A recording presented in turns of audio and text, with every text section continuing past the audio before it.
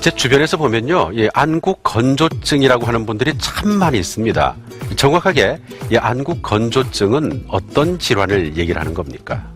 네, 우리 눈은 대기 중에 공기에 그대로 노출이 되어 있는 것이 아니라 매끈한 눈물층으로 코팅이 되어 있는 구조입니다. 이 매끈한 눈물막을 유지하기 위해서 눈은 아주 다이나믹한 구조를 가지고 있다고 볼 수가 있는데, 윗눈꺼풀을 3, 4초에 한 번씩 깜빡이게 되고, 또 한 번 눈을 떴을 때 5초 이상 코팅이 되어 있는 눈물막이 깨지지 않도록 유지가 되어야 합니다.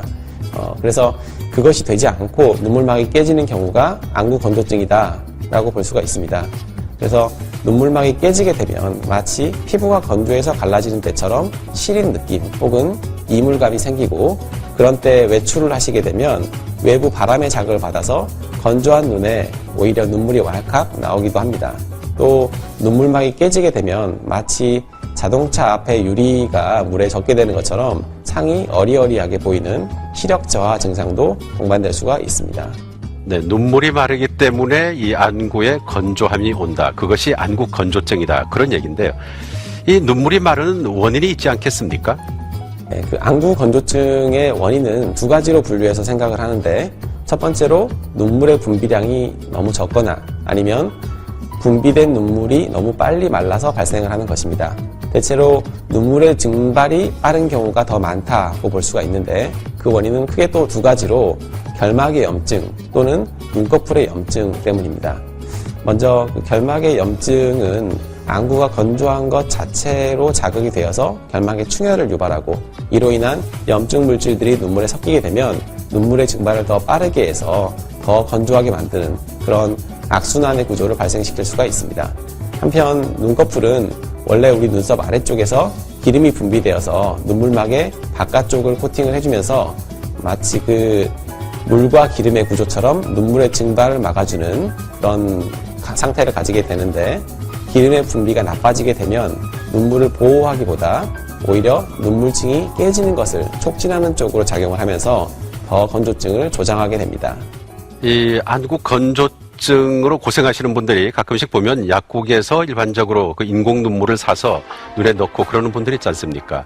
이런 경우 이게 안구 건조증에 도움이 되는지요?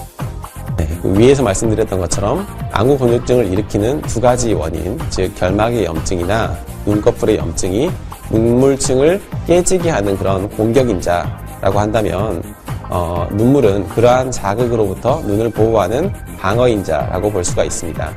그래서 일단 인공 눈물을 사용을 하게 되면 최소한 일시적으로는 눈 자극에 의한 시린 증상, 불편감을 호전시킬 수가 있고, 또 경증의 안구 건조증은 인공 누액만으로 호전이 될 수 있습니다. 하지만 결막의 염증이 만성적이거나 또는 눈꺼풀의 염증, 즉 안검염이 심한 경우에는 인공 눈물을 저만해도 그 증상 개선이 아주 일시적이고 도움이 되지 않는 그런 경우도 있습니다. 이런 경우에는 결막이나 눈꺼풀의 자극을 줄이기 위한 치료를 병행하는 것이 반드시 필요합니다. 자, 그러면 이제 결론적으로 안구 건조증 치료, 이건 어떻게 해야 되겠습니까? 네, 우선 안구 건조증의 치료는 개개인별로 무엇이 핵심 원인인지, 결막의 염증 때문인지, 눈꺼풀의 염증인지, 아니면 눈물 분비량 자체가 적어서인지를 감별하여 원인에 맞는 적절한 치료법을 꾸준히 유지하는 것이 중요하다고 볼 수가 있겠습니다. 눈꺼풀의 염증이 심한 경우가 꽤 많은데, 원래 눈꺼풀을 통해서 배출되어 눈물막을 보호해야 하는 기름 성분이 굳어서 잘 나오지 않게 되면 오히려 굳은 기름이 되어서 눈물층 형성을 방해하는 것입니다.